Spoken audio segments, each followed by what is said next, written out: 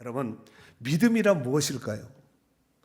믿음이란 무엇일까요? 질문입니다. 각자 나름대로 생각하시겠지만 우리가 이제 주일 오후에 소요리 문답, 웨스트민스터 소요리 문답을 하고 있는데 요리 문답 가운데서 하이델베르그 소요리 문답이라는 것이 있습니다. 하이델베르그 소요리 문답에서는 아주 믿음을 잘 정리해 놨길래 한번 띄워줘 보세요. 자, 제가 한번 읽을 테니까 여러분 답을 하시면 되겠어요. 제21문, 참된 믿음이란 무엇입니까? 참된 믿음이란 하나님께서 말씀으로 계시하신 모든 것이 진실하다는 것을 알고 믿는 것을 말합니다. 아멘. 참된 믿음이란 하나님께서 말씀하신 모든 계시를 믿고 그것에 그대로 순종하는 것, 그것을 믿는 것이 참된 믿음이라고 이와 같이 말씀하고 있습니다. 자, 그렇다면은 성경에서는 믿음에 대해서 무엇이라고 정의하고 있을까요? 히브리서 11장 1절에 보면은 믿음은 바라는 것들의 실상이요 보이지 않는 것들의 증거니라고 말씀하고 있습니다. 자, 그렇다면은 이런 사실을 근거로 제가 한번 믿음을 한번 정리 한번 해보았습니다. 제 나름대로 한번 말씀을 준비하면서 정리해 보았는데, 믿음이란 비록 우리 눈에는 보이지 않지만 하나님의 존재하심을 확신하며 믿는 것이라고 볼 수 있습니다. 어떻게 정리가 괜찮습니까? 여러분, 마치 공기가 우리 눈에 보이지 않지만 존재하는 것을 인정하시지요? 뿐만 아니라 미국이란 나라가 우리 눈에는 보이지 않지만 자료를 통해서 정보를 통해서 얼마든지 미국이 있음을 인정할 수가 있습니다. 가보신 분도 있겠지만 가보지 못하신 분도 미국이란 나라가 있다, 영국이란 나라가 있다, 프랑스란 나라가 있다 이렇게 말하지 않습니까? 그렇습니다. 여러분, 하나님은 하나님 자신을 나타내는 계시를 몇 가지를 소개하고 있는데, 첫 번째로 일반 계시가 있습니다. 이걸 자연 계시라고도 하는데, 우리의 눈에 보이지 않는 이 하나님에 대해서 자연 계시를 통해서, 일반 계시를 통해서 확실하게 증거하고 있다는 말씀입니다. 이를테면 로마서 1장 20절에 보면은 창세로부터 그의 보이지 않은 것들, 곧 그의 영원하신 능력과 신성이 그가 만드신 만물에 분명히 보여 알려졌나니 그러므로 그들이 핑계하지 못할지니라. 그가 만드신 만물에 분명히 보여 알려졌다는 거예요. 다 자연계를 보면 하나님을 알 수 있다는 거예요. 더욱이 계시 중에 최고의 계시인, 특별 계시인 성경을 통해서 하나님은 자신을 소개하고 있습니다. 요한복음 5장 39절에 보면 너희가 성경에서 영생을 얻을 줄 생각하고 성경을 연구하거니와 이 성경이 곧 내게 대하여 증언하는 것이니라 그랬습니다. 그 성경이 누구를 증거하는 거예요? 하나님에 대해서, 예수님에 대해서, 성령님에 대해서 이 성경이 증거하고 있다는 것이지요. 사랑하는 성도 여러분, 하나님은 예나 지금이나 믿음의 사람을 기뻐하시고 믿음의 사람을 들어서 사용하고 계시는 줄 믿습니다. 히브리서 11장 6절에 보면 이런 말씀이 있습니다. 믿음이 없인 하나님을 기쁘시게 하지 못하나니 하나님께 나가는 자는 반드시 그가 계신 것과 또한 그가 자기를 사랑하는 자, 자기를 찾는 자들에게 상 주시는 이심을 믿어야 할지니라.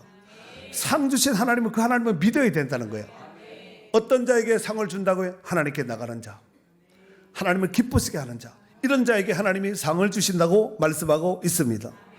뿐만 아니라 로마서 14장 23절에 보면은 믿음을 따라 하지 않은 것은 다 죄니라 그랬어요. 우리가 믿음으로 아멘도 그냥 아멘 하면 안 되고 믿음으로 아멘 이렇게 하셔야 됩니다. 기도할 때도, 전도할 때도, 성경 읽을 때도 그렇잖아요. 어떤 일을 한다 할지라도 믿음으로 해야 되거든요. 믿음으로 하지 않은 모든 것이 다 죄라는 거예요. 아멘도 믿음으로 하고, 우리가 하나님 앞에 예배하는 거 소그룹이든 대그룹이든 어떤 전도든 봉사든 모든 것들이 다 하나님 앞에 믿음으로 하면은 그것이 복이 될 줄 믿습니다. 자, 오늘 본문의 말씀을 통하여서 야고보 선생은 신앙생활의 핵심이요 키가 되는 믿음과 행함의 중요성에 대해서 말씀하고 있습니다. 야고보서의 이 행함은 믿음으로 구원받음을 전제한 행함을 강조하고 있는 거예요. 아시겠죠? 예수 그리스도를 믿고 구원받은 것을 전제한 그 믿음을 지금 설명하고 있다는 말씀입니다. 이 믿음이 지금 예수 믿고 구원받은 그 믿음을 얘기하는 것이 아니라 예수 그리스도를 믿고 구원받은 그 전제한 믿음의 실천, 행함을 강조하고 있다는 말씀입니다. 이를테면 정말 당신이 믿음이 있다면 그 믿음을 입으로만 믿음 아멘 아멘 하지 말고 행함으로 그 믿음을 입증해 보이라는 거예요. 자, 14절 오늘 메인 말씀인데 읽어보세요.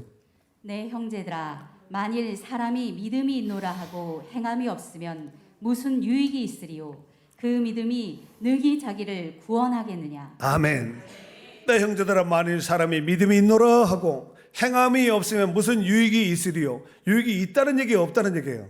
없다는 얘기예요. 그 뒤에 그 믿음이 능히 자기를 구원하겠느냐? 구원한다는 얘기, 못한다는 얘기예요. 못한다는 얘기가 아니겠습니까? 여러분, 이는 아무리 믿음이 있다 할지라도 행함이 없는 믿음은 아무런 유익이 없다는 거예요. 유익이 없다는 말씀입니다. 자, 그러면서 한 비유를 듭니다. 자, 15절 16절 읽겠습니다. 만일 형제나 자매가 헐벗고 일용할 양식이 없는데 너희 중에 누구든지 그에게 이르되 평안히 가라, 덥게 하라, 배부르게 하라 하며 그 몸에 쓸 것을 주지 아니하면 무슨 유익이 있으리요? 아멘.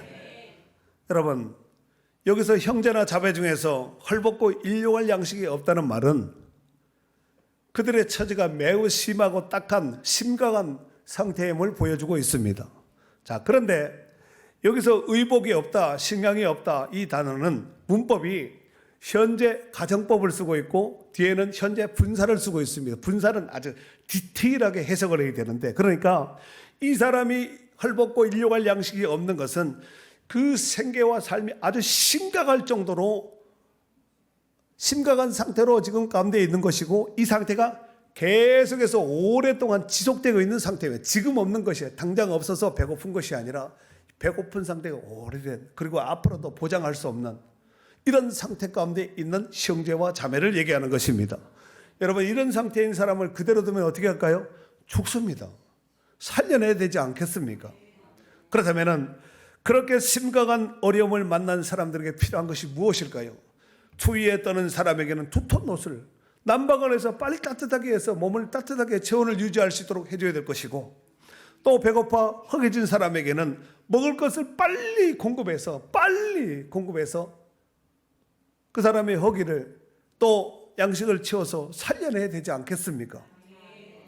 만일 그렇게 하지 못하고 말로만 오늘 성경에 나와 있듯이 평안히 가라, 덥게 하라, 배부르게 하라, 가서 먹어, 가서 따뜻하게, 가서 평안히 누워, 만약에 이렇게 말로만 하고 아무런 도움을 주지 못한다면 도움을 받으러 온 그 사람에게도 아무런 도움이 되지 않을 뿐만 아니라 그렇게 말한 평안히 가라, 덥게 하라, 배부르게 하라, 이 사람에게도 아무런 의미가 없다는 말씀입니다.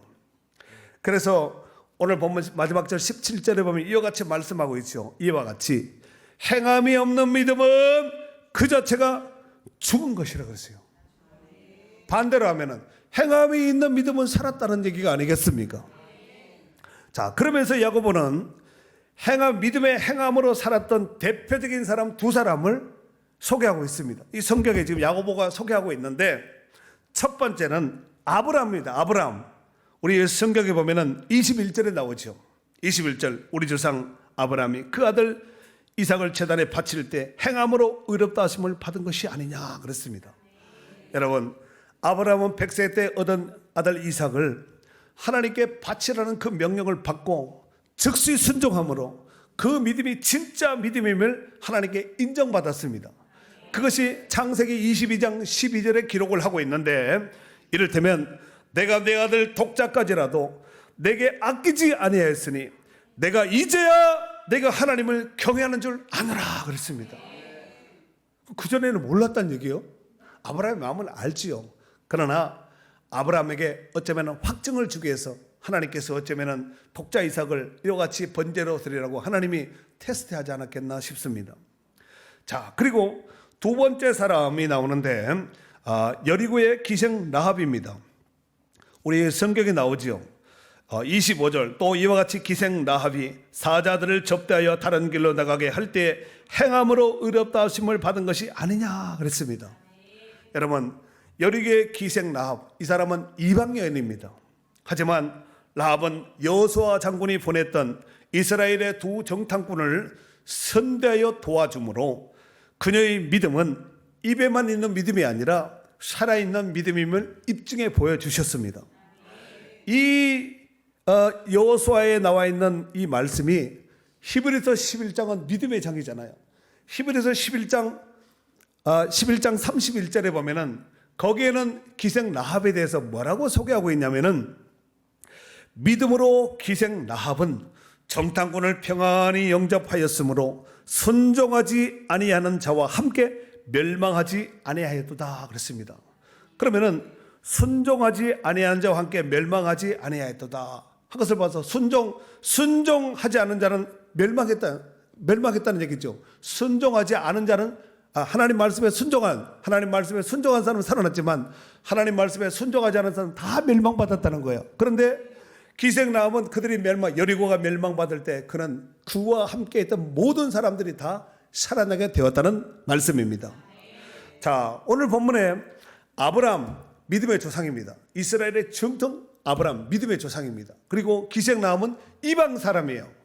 그러니까 유대인이나 이방인이나 아브라함 믿음의 조상 아브라함이나 이방여인 기생 라합도 믿음을 행함으로 표출함으로써 진정한 믿음이 무엇인지를 잘 보여주었습니다. 사랑하는 성도 여러분, 때로는 우리가 신앙생활을 함에 있어서 믿음이 있다 하면서도 행함으로 그 믿음을 온전히 연결하지 못할 때가 참 많습니다. 저만 그런가요? 여러분도 그런 것 같습니까? 네. 그러한 믿음은 진정한 믿음, 참 믿음이라고 볼 수 없습니다. 중요한 것은 진정한 믿음은 그 믿음과 함께 반드시 행함이 따른다는 사실입니다. 자, 오늘 본문은 14절에서 17절까지지만 그 뒤에 22절 말씀을 읽겠습니다. 22절 시작. 내가 보거니와 믿음이 그의 행함과 함께 일하고 행함으로 믿음이 온전하게 되었느니라. 그렇죠. 믿음이 그 행함과 함께 일한다는 거예요. 그리고 행함으로써 그 믿음이 온전하게 됐느니라 라고 말씀하고 있습니다. 그러니까 믿음만 가지고 있으면 반점, 행함이 있으면 100점. 반쪽만, 여러분 차박구가 한쪽만 굴러가면 어떻게 되겠어요? 얼마 갈 수도 없습니다. 한쪽 다리로만 여러분 다닌다고 해봐 얼마나 힘들겠어요. 그러니까 믿음과 행함은 마치 두 다리와 같이 자동차의 바퀴 같이 일정하게 같이 움직여야 이게 진짜 믿음이라는 말씀입니다. 마태복음 7장 21절 말씀에 보면 예수님께서 이런 말씀을 하셨습니다. 나더러 주여 주여 하는 자마다 다 천국에 들어갈 것이 아니요 다만 하늘에 계신 내 아버지의 뜻대로 행하는 자라야 들어가리라 그랬습니다. 주여 주여 한다고 다 천국 들어가는 자가 아니라는 거예요. 다만 내 아버지의 뜻대로 행하는 자, 실천하는 자, 행동으로 옮기는 자가 하나님 나라에 들어갈 수 있다고 말씀하고 있습니다. 귀 있는 자는 들을 수 있기를 바랍니다. 사랑하는 성도 여러분, 성경 안에 보면 믿음 좋은 사람들이 많이 등장합니다. 그 가운데 제가 오늘 말씀을 준비하면서 한 세 사람 정도를 한번 소개하도록 하겠습니다. 첫 번째, 사무엘의 어머니 한나입니다. 사무엘의 어머니 한나. 이 불임증이에요. 임신이 안 되는 상태에서 실로 성전에 가서 날마다 기도하고 눈물로 기도하고 금식으로 기도하고 얼마나 많이 기도했습니까? 그때의 실로 성전의 대제사장은 엘리 제사장이었습니다. 지금으로 본다면 당회장이 엘리 목사님이었다는 말씀입니다. 자, 그런데 사무엘상 1장 17절 18절에 보면 이런 말씀이 있습니다. 엘리가 대답하여 이르되 평안히 가라.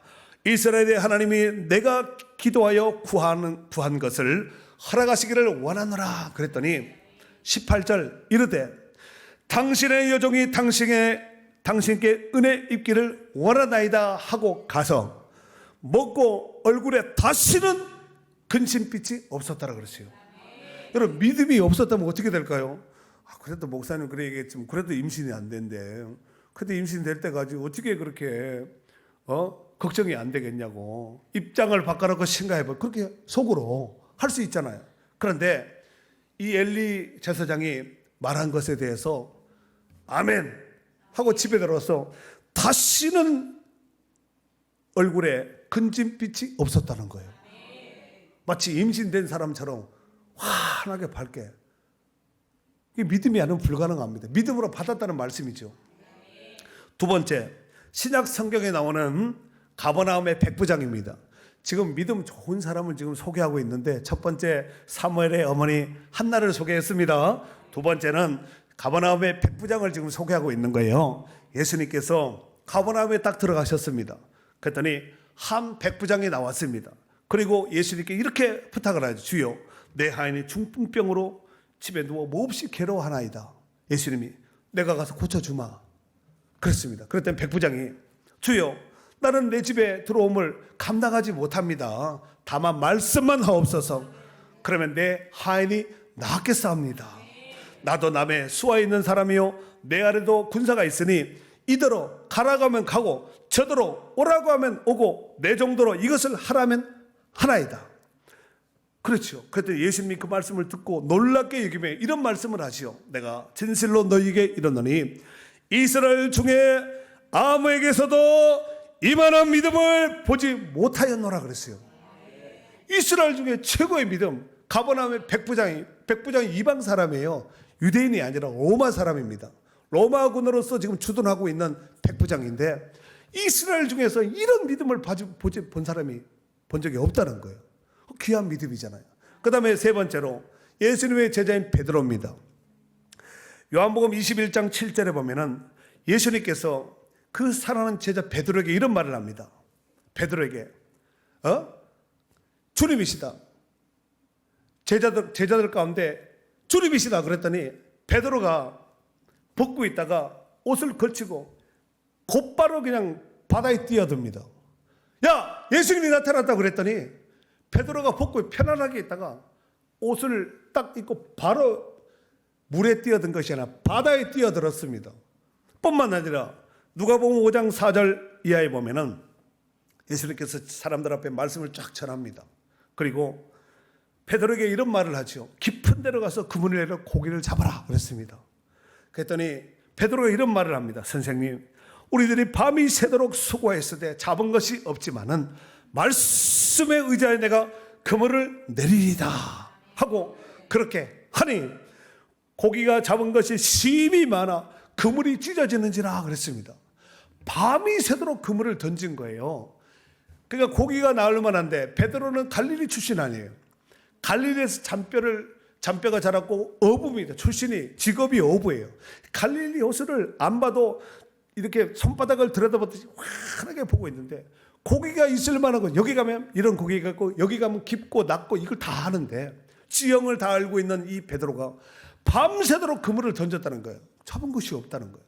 그러나 예수님이 깊은 데로 가서 그물을 내려 했더니 내가 밤이 맞도록 수고했으니 후에 잡은 것이 없지만은 내가 말씀에 의지해서 내가 그물을 내리자고 내렸더니 고기가 그냥 몇 마리 잡힌 것이 아니라 심이 많아 그물이 찢어질 정도로 고기를 많이 잡았다는 거예요. 아, 이놈의 고기들이 도대체 어디가 있다. 예수님이 말씀하실 때 그때 그물에 들어가야지 하고 딱 대기하고 있다가 샥 들어간 것 같아요. 그렇게밖에 해석이 안 될 것 같아요. 여러분, 하나님 말씀에는 내 생각을 빼고 하면은 최고입니다. 허물 많은 베드로, 실수 많은 베드로였지만 주님이 말씀하시면 앞 뒤를 재지 않고 그대로 즉시 순종하는 모습을 보여줄 수가 있습니다. 여러분, 이게 진정한 진짜 믿음이에요. 누군가가 무엇을 하려다가 앞뒤를 잰다는 것은 이미 내 생각과 형편이 가미 되었기에 그건 순도 100%라고 할 수 없습니다. 이러건대 우리가 믿음으로 사는 것을 인간적인 관점에서 보면은 정말 무식하고 허무맹랑하고 굉장히 위험한 사람입니다. 맞지도 않는 상황 속에서 일을 저지르니까 이렇게 될 수밖에 없지 않겠습니까? 하지만 믿음의 관점으로 보면은 가장 안전하고 가장 확실한 길인 줄 믿습니다. 찬송가 384장 그 가사에 보면은 이런 가사가 있지요. 믿음으로 사는 자는 하늘 위로 받겠네. 무슨 일을 만나든지 만사 형통하리라.